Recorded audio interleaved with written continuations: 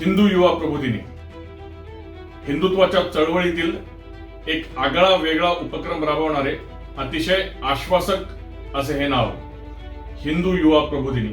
हिंदू युवा प्रबोधिनीचे कार्य मोजक्या क्षेत्रामध्ये जरी चालत असलं तरी ते क्षेत्र म्हणजे ज्या क्षेत्रावर आधारित संपूर्ण हिंदुत्वनिष्ठ चळवळ चालते, संपूर्ण हिंदू समाजाची सेवा घडते, हिंदू समाजामध्ये अनेक उपक्रम राबवले जातात, असं क्षेत्र म्हणजे कार्यकर्त्यांचं क्षेत्र. ज्या कार्यकर्त्यांच्या बळावर ही सगळी आंदोलनं, ही सगळी सेवा कार्य ही चालवली जातात, ही सगळी हिंदुत्वाची चळवळ एका अर्थाने ओढली जाते. या हिंदुत्वनिष्ठ कार्यकर्त्यांकडे, त्यांच्या अडीअडचणींकडे की जे अहोरात्र हिंदू समाजासाठी झटत असतात, कष्ट घेत असतात, आपल्या नोकरीची तमा न बाळगता, आपल्या व्यवसायाची तमा न बाळगता, आपल्या शिक्षणाकडे दुर्लक्ष करून जे अहोरात्र मेहनत घेत असतात, यांच्याकडे लक्ष देण्याची गरज आहे असं हिंदू युवा प्रबोधिनीला वाटलं. आणि हिंदू युवा प्रबोधिनीने असं ठरवलं की हिंदू समाजाची, हिंदू धर्माची सेवा करताना, समाजामध्ये अनेक चांगले उपक्रम राबवताना, हे उपक्रम ज्यांच्या आधारे राबवले जातात त्या कार्यकर्त्याकडे लक्ष दिलं पाहिजे. वर्षभरापूर्वी सुरू झालेलं हिंदू युवा प्रबोधिनीचं हे कार्य हे आता बाल्यावस्थेत जरी वाटत असलं तरी मला खात्री आहे याचं प्रचंड अशा वटवृक्षामध्ये लवकरच रूपांतर झाल्याशिवाय राहणार नाही. गेल्या काही दिवसांमध्ये पुणे शहरात आणि पुणे शहर परिसरामध्ये मुद्दामून काही शांतीप्रिय समाजाच्या लोकांनी हिंदू लोकांना हैराण करून सोडले. अशा वेळेस मग ते सारसबागेचं प्रकरण असेल, मग ते लोहियानगरचं प्रकरण असेल, अशा अनेक ठिकाणी ठरवून हिंदू समाजाला टार्गेट केलं जाते आणि हिंदू समाजाच्या रक्षणासाठी रस्त्यावर उतरणारे हे सगळे हिंदुत्वनिष्ठ कार्यकर्ते यांना कायदेशीर मदत करण्याचं काम हे हिंदू युवा प्रबोधिनी करत आहे. एक गोष्ट इथं मुद्दामून नमूद करू इच्छितो की कसबा विधानसभेची पोटनिवडणूक लागली होती पुणे शहरात आणि तेव्हा त्या पोटनिवडणुकीत जो उमेदवार जिंकला, तो उमेदवार जिंकल्यामुळे कसबा पेठ किंवा त्याच्या भोवतालच्या कसबा विधानसभा मतदारसंघामध्ये अनेक ठिकाणी शांतीप्रिय समाजाने हिरवा गुलाल उधळला. तिथे या पुरोगामी लोकांना जातीयवाद आठवला नाही. तिथे या पुरोगामी लोकांना जातीय विद्वेष, सांप्रदायिक भेदभाव या कुठल्याही गोष्टी आठवल्या नाहीत. राजरोसपणे दिवसा ढवळ्या हिरवा गुलाल उधळून धार्मिक उन्माद घडवण्याचा प्रयत्न करण्यात आला. त्याच्यानंतर लोकसभा इलेक्शन लागल्या. लोकसभा इलेक्शनच्या आधी, काही दिवस आधी हिंदू युवा प्रबोधिनीने असं ठरवलं की पुण्यामध्ये लोकसभा इलेक्शनला जो हिंदुत्वाची पाठराखण करेल, जो हिंदुत्वाच्या बाजूने उभा राहील असाच उमेदवार विजयी झाला पाहिजे आणि हिरव्या गुलालाला भगव्या गुलालानेच उत्तर दिले पाहिजे. आणि सर्व कार्यकर्ते तयारीला लागले. हिंदुत्वाची बाजू मांडणारे असे जे पुण्याचे विद्यमान खासदार, जे तेव्हा पुणे लोकसभा मतदारसंघाचे भारतीय जनता पार्टीकडून त्यांना उमेदवारी डिक्लेअर झाली होती, घोषित झाली होती, असे आपल्या सर्वांचे लाडके मुरलीधर अण्णा मोहोळ यांच्याशी भेटून हिंदुत्वनिष्ठ कार्यकर्त्यांची पुणे शहरातील संपूर्ण फळी मुरली अण्णांच्या प्रचारामध्ये आणि मुरली अण्णांच्या नियोजनामध्ये, मुरली अण्णांचं हे जे काही इलेक्शन झालं त्याच्या तयारीत हिंदू युवा प्रबोधिनीने उतरवली. मुरली अण्णांबरोबरचे जे सगळे पक्षाचे कार्यकर्ते होते, भारतीय जनता पक्षाचे कार्यकर्ते होते, त्या सर्वांशी संपर्क वाढवून त्यांना हिंदुत्वनिष्ठ कार्यकर्त्यांच्या समस्या लक्षात आणून हिंदू समाजासमोरची आव्हानं काय आहेत हे याची त्यांना माहिती देऊन वारंवार मुरली अण्णांबरोबर बैठका घेऊन पुण्यामध्ये मुरली अण्णा मोहोळांना प्रचंड मताधिक्याने विजयी करण्यात आले. याच्यामध्ये हिंदू युवा प्रबोधिनीचा खूप मोठा असा सिंहाचा वाटा आहे. सर्वच हिंदुत्वनिष्ठ कार्यकर्त्यांचा वाटा आहे. पण या हिंदुत्वनिष्ठ कार्यकर्त्यांना एकत्र करणं, मोटिवेट करणं आणि मुरली अण्णांच्या पाठीमागं उभं करण्याचं काम हिंदू युवा प्रबोधिनीने केलं आहे. आणि हिंदू युवा प्रबोधिनीने तेव्हा हक्काने सगळ्या हिंदुत्वनिष्ठ कार्यकर्त्यांना सांगितलं की आपण आपल्या उमेदवाराशी संपर्क करूयात, त्याला मदत करूयात, म्हणजे कालांतराने जेव्हा जेव्हा हिंदुत्वाची बाजू घेण्याचा विषय निघेल, वेळ येईल, तेव्हा आपले मुरली अण्णा हिंदुत्वाच्या बाजूने उभे राहतील. आणि प्रचंड मताधिक्याने जेव्हा मुरली अण्णा विजयी झाले तेव्हा जिथं जिथं हिरवा गुलाल उधळला गेला होता, तिथं हिंदुत्वनिष्ठ कार्यकर्त्यांनी त्या हिरव्या गुलालाला भगव्या गुलाल उधळून प्रचंड मोठ्या प्रमाणात असं उत्तर दिलं. जिथं हिरवा गुलाल उधळला त्याला हिरव्या गुलाला उत्तर दिलं भगवा गुलाल उधळून. सांप्रदायिक जातीयवादी जिहादी मानसिकतेला या धर्मरक्षकांनी हे कडाडून असं दिलेलं उत्तर पुणे शहरात प्रशंसनीय ठरलं. शिक्षण, क्रीडा, उद्योग आणि व्यवसाय विषयक माहिती, सांस्कृतिक विभाग, आपत्कालीन गोसेवा, रुग्णांना मदत या विविध आयामांमधून पूर्ण पुणे शहरामध्ये हिंदू युवा प्रबोधिनीचे कार्य चालते. हिंदू युवा प्रबोधिनीचे संस्थापक आमचे मित्रवर्य माननीय राजेंद्रजी बेंद्रे म्हणजेच आपले राजू भाऊ यांनी हिंदू युवा प्रबोधिनीच्या कार्याचा गेल्या वर्षभराचा आलेखच आमच्या समोर मांडला आणि मन अक्षरशः थक्क झाले. गिरीश नावाचा फक्त आडनावाने कुबेर असणारा पण वैचारिक दृष्ट्या अतिशय दरिद्री असणारा एका वर्तमानपत्राचा संपादक याने असं एक स्टेटमेंट केलं होतं की उजव्या विचारसरणीची लोक किंवा राईट विंग मध्ये काम करणारे कार्यकर्ते यांच्यामध्ये लेखक नाहीत, यांच्यामध्ये विचारक नाहीत, यांच्यामध्ये तत्वज्ञ नाहीत असं मल्लीनाथी केली होती. आणि हे असे जे संपादक असतात ते अनेक वेळेला नंतर त्यांचे अग्रलेख देखील मागे घेतात आणि कुठेतरी कोपऱ्यात माफी देखील मागतात. पण या अशा नतद्रष्ट सोकोल्ड पुरोगामी लोकांना अद्दल घडवण्याची जबाबदारी आमच्या राजाभाऊंनी उचलली. राजेंद्रजी बेंद्रे हिंदू युवा प्रबोधिनीचे संस्थापक त्यांनी असं ठरवलं की हिंदू युवा प्रबोधिनीतर्फे हिंदुत्वाच्या चळवळीत काम करणारे अनेक उमदे लेखक आहेत, अनेक उमदे कवी आहेत, यांना योग्य असं व्यासपीठ मिळत नाही, यांना योग्य अशी पब्लिसिटी मिळत नाही, तर यांना समाजासमोर आणण्याचं काम आपण करूयात.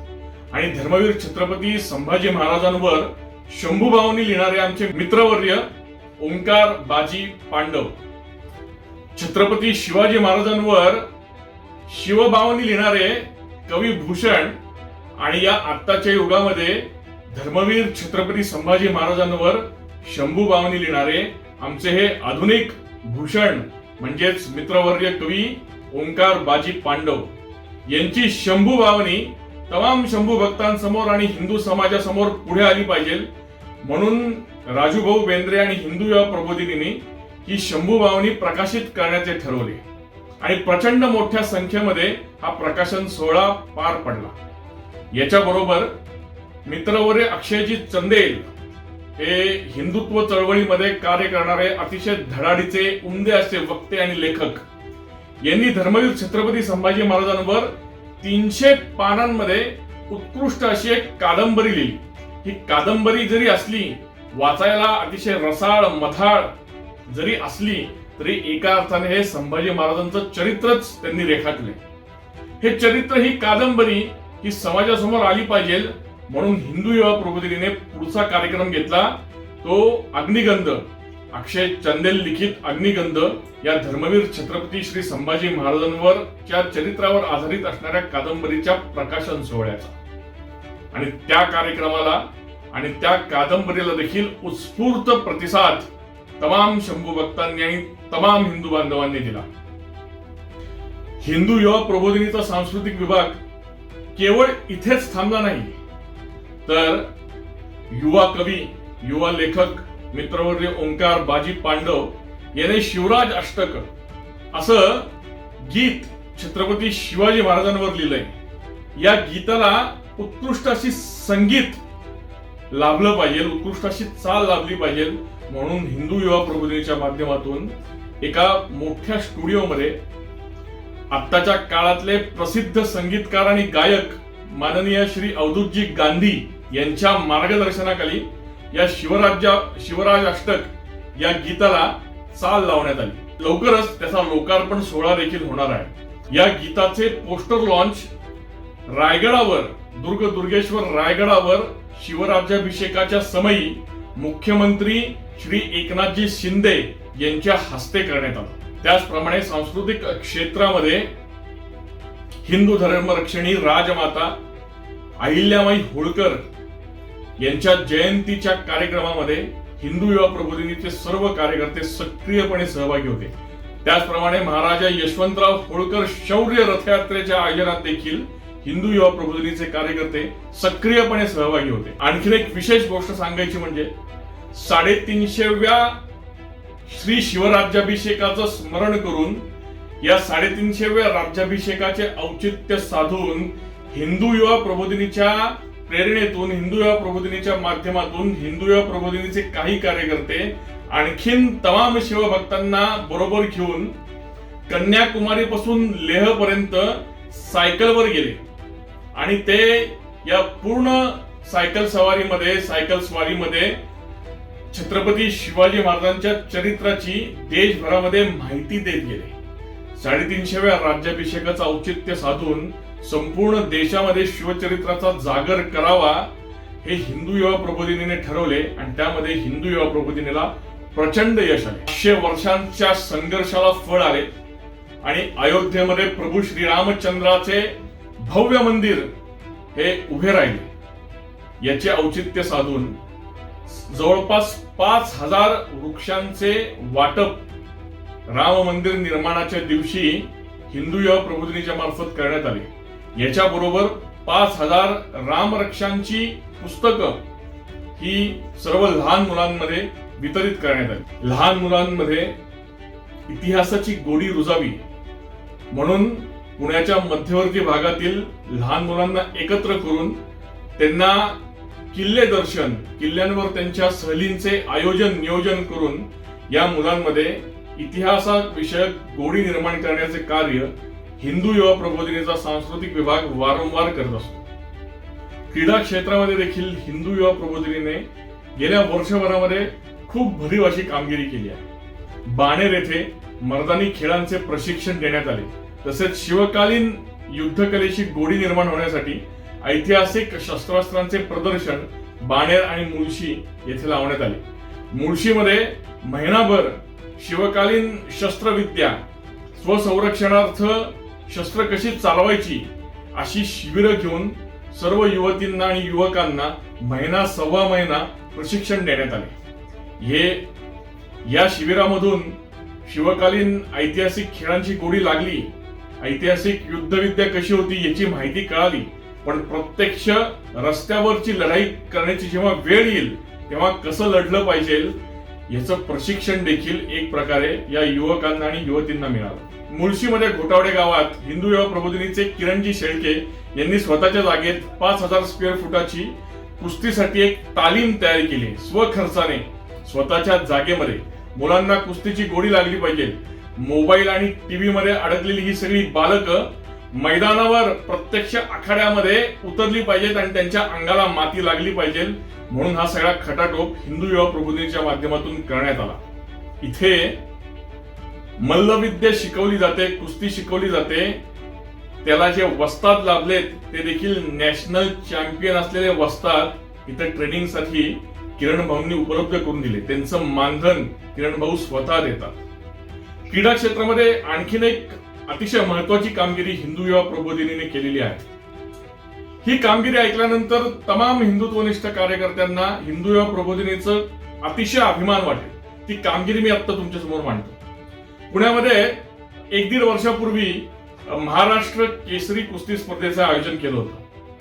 हे आयोजन संस्कृती प्रतिष्ठान आणि पुण्याचे माजी महापौर आत्ताचे विद्यमान खासदार मुरलीधर अण्णा मोहोळ यांच्याकडे याचं आयोजनपद, याचं यजमानपद त्यांच्या संस्थेकडे होतं. अंतिम सामन्याच्या आधीचा जो उपांत्य फेरी होती त्या उपांत्य फेरीमध्ये पैलवान सिकंदर शेख आणि पैलवान महेंद्र गायकवाड यांच्यामध्ये हा सामना झाला आणि या सामन्यामध्ये पैलवान सिकंदर शेख हे महेंद्र गायकवाड यांच्याकडून पराभूत झालं. सोकॉल्ड पुरोगामी लोकांचं डोकं फिरलं किंवा त्यांना एक संधी मिळाली की शांतिप्रिय समाजाच्या माध्यमातून पुन्हा एकदा जातीय विद्वेष महाराष्ट्रामध्ये पसरवण्याचा. आणि त्यांनी नॅरेटिव्ह सेट केलं की पैलवान सिकंदर शेख हे शांतिप्रिय समाजाचे आहेत, त्यामुळे मुद्दामून त्यांना डावलण्यात आलं, मुद्दामून त्यांचा पराभव करण्यात आला किंवा पराभव त्यांचा मुद्दामून घोषित केला.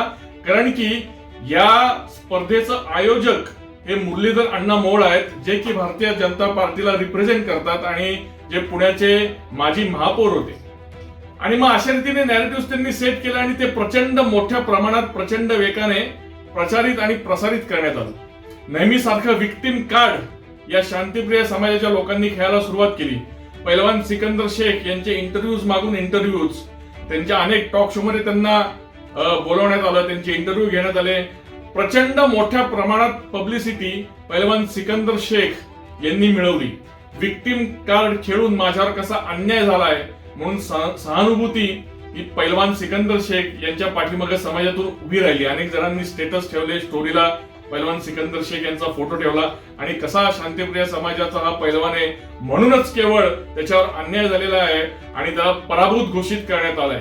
खरं तर त्याचा पराभव झाला नाहीये अशा रीतीने मांडणी करण्यात आली. आणि खरे जे विजयी पैलवान आहेत, पैलवान महेंद्र गायकवाड, जे पैलवान महेंद्र गायकवाड ज्यांनी त्या सिकंदर शेख यांना धूळ चारली, यांना चितपट केलं, त्या पैलवान महेंद्र गायकवाड यांच्याकडे मात्र सर्वांचं दुर्लक्ष झालं.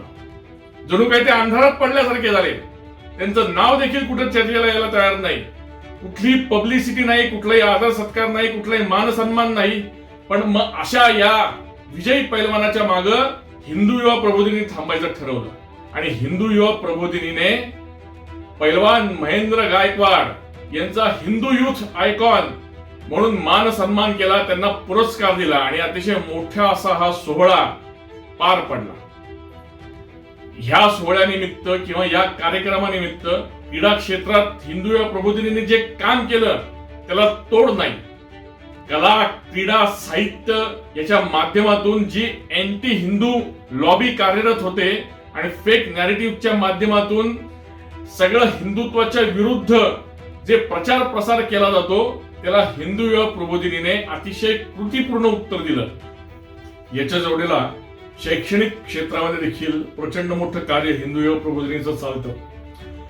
हिंदू युवा प्रबोधिनीचं काम गेले 1 वर्ष जरी सुरू असलं तरी हिंदू युवा प्रबोधिनीचे संस्थापक माननीय राजेंद्रजी बेंद्रे हे दरवर्षी आपल्या पत्नीच्या वाढदिवसाचं औचित्य साधून आणि त्यांचे सन्मित्र असणारे माननीय विश्वास भाऊ कळमकर यांच्या वाढदिवसाचं औचित्य साधून अंदर मावळामधील एका ग्रामीण भागामध्ये असणारी वनवासी समाज राहणारा, आदिवासी समाज तिथं राहणारा, त्यांच्यासाठी चालवली जाणारी शाळा, या शाळेमध्ये शैक्षणिक साहित्याची मदत या वाढदिवसाच्या दिवशी ते देतात.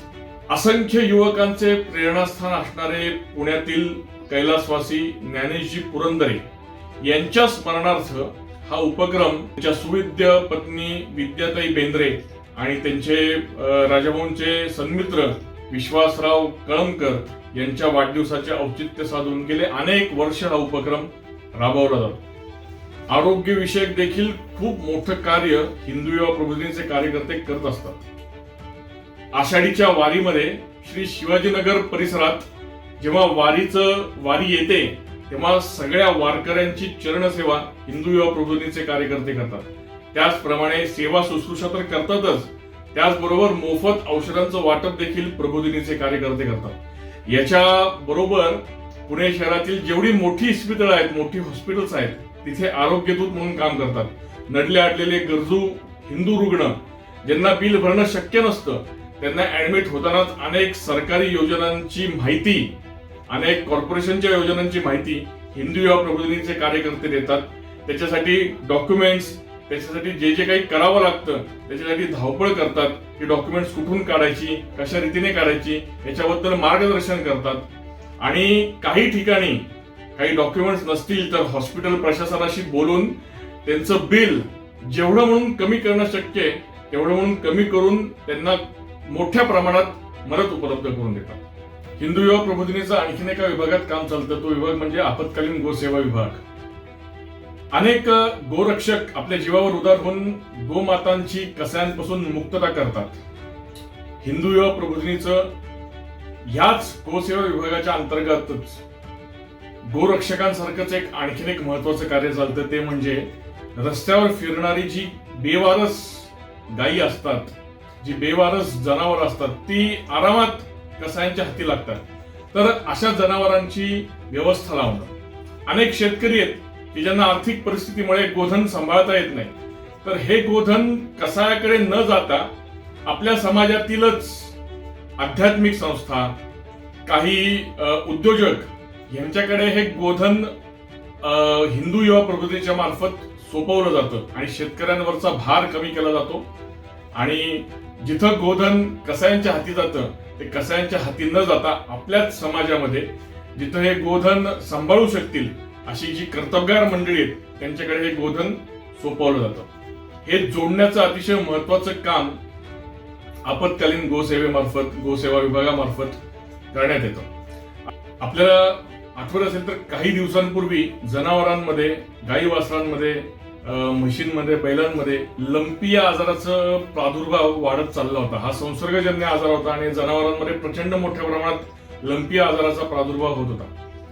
यावेळेस पुणे शहरातील 200 जनावरांना लंपी आजार होऊ नये म्हणून लसीकरण करण्याचं हिंदू युवा प्रबोधिनीने ठरवलं आणि ते कार्य त्यांनी पार पाडलं. असा अतिशय वेगळ्या पद्धतीचं आपत्कालीन गोसेवेमध्ये हिंदू युवा प्रबोधिनीचं काम चालतं.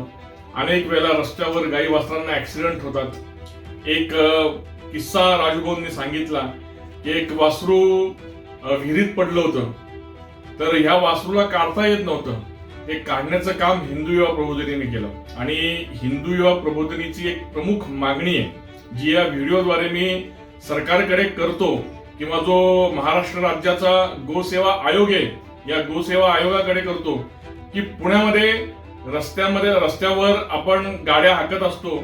अशा वेळेस प्रचंड वेगाने चालणाऱ्या अनेक गाड्या या गाई वासरांची कदर करत नाहीत आणि गाई वासरांना ऍक्सिडेंट होतात. या जनावरांना प्राणास मुकावं लागतं. काही जनावर अधू होतात, जखमी होतात. ही जनावर जखमी झाल्यानंतर त्यांना तातडीने वैद्यकीय सेवा मिळाली पाहिजे, त्यांच्यावर इलाज झाला पाहिजे.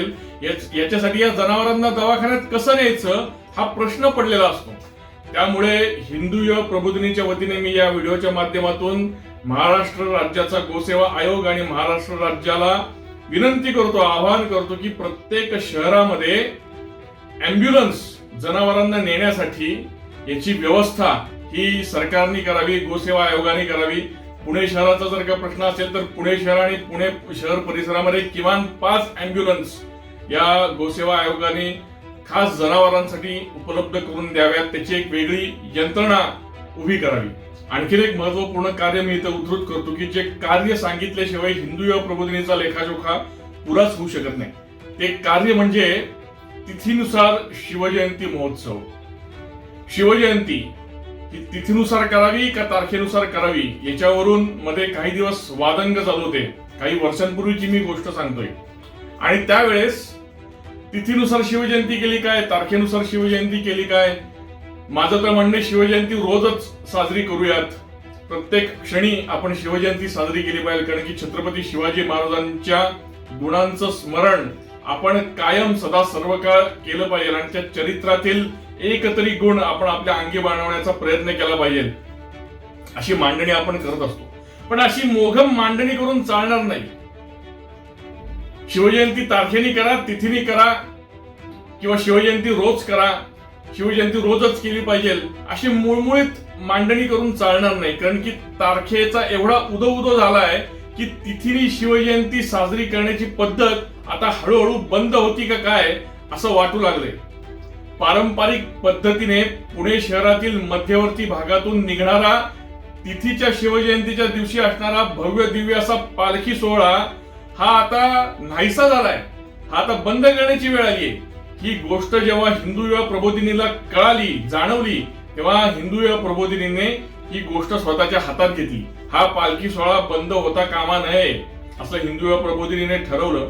आणि गतवर्षी तिथीने शिवजयंती महोत्सव प्रचंड मोठ्या प्रमाणात साजरा करण्यात आला. हा पालखी सोहळा पुन्हा एकदा याला हा पुनरुज्जीवित करण्यात आला.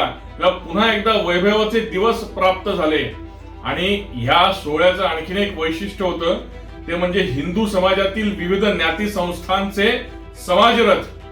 अट फक्त एकच हिंदू युवा प्रबोधिनीने घातली होती की आपल्या समाजाचं नाव लिहिताना, आपल्या ज्ञातीचं नाव लिहिताना आधी हिंदू हा शब्द आलाच पाहिजे.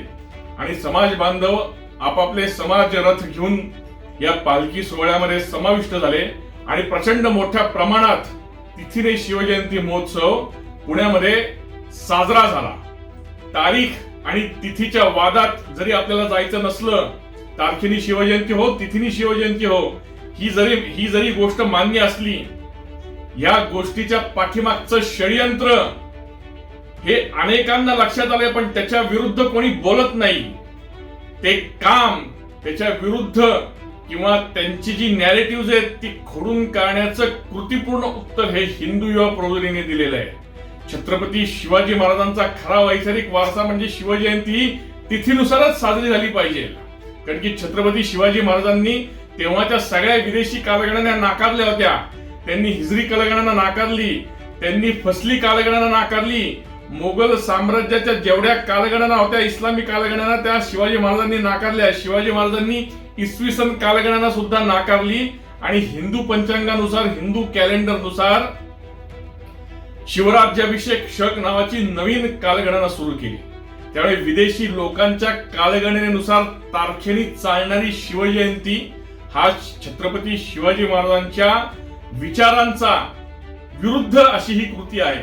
त्यावेळी शिवाजी महाराजांचे खरे वैचारिक वारस म्हणजे तिथीने शिवजयंती साजरी करणारे शिवभक्त, असं मला अभिमानाने सांगावंसं वाटतं की हिंदू युवा प्रबोधिनीने हे कार्य गतवर्षी हाती घेतलंय आणि भविष्यामध्ये पुण्यातला तिथीने चालणारा शिवजयंती महोत्सव आणि पालखी सोहळा हा पुन्हा एकदा नव्याने प्रचंड मोठ्या स्वरूपात, प्रचंड मोठ्या प्रमाणामध्ये साजरा झालेला आपल्याला बघायला मिळेल. एवढं बोलतो आणि आजचा व्हिडिओ थांबवतो. सॅफ्रॉन स्टोरीजचा हा एपिसोड जो हिंदू युवा प्रबोधिनीवर आम्ही केला होता तो आपल्याला कसा वाटला? हिंदू युवा प्रबोधिनीप्रमाणेच आणखीन काही संस्था, आणखीन काही प्रकल्प, आणखीन काही उपक्रम ज्यावर व्हिडिओ बनवावेत असं आपण जर का वाटत असेल तर ते विषय आम्हाला कमेंट बॉक्समध्ये कळवावेत. हा व्हिडिओ, हा एपिसोड सॅफ्रॉन स्टोरीजचा आपल्याला कसा वाटला तो देखील आम्हाला कमेंट बॉक्समध्ये तुम्ही आवर्जून कमेंट करून सांगा. हा व्हिडिओ आपल्याला आवडला असेल तर लाईक करा, शेअर करा आणि आमच्या चॅनलला, या सॅफ्रॉन स्टोरीजला सबस्क्राईब करा. धन्यवाद. मी निलेश रमेश भिसे. रग रग शंभू मेरा परिचय, रग रग शंभू मेरा परिचय. जय शिवराय, जय श्रीराम.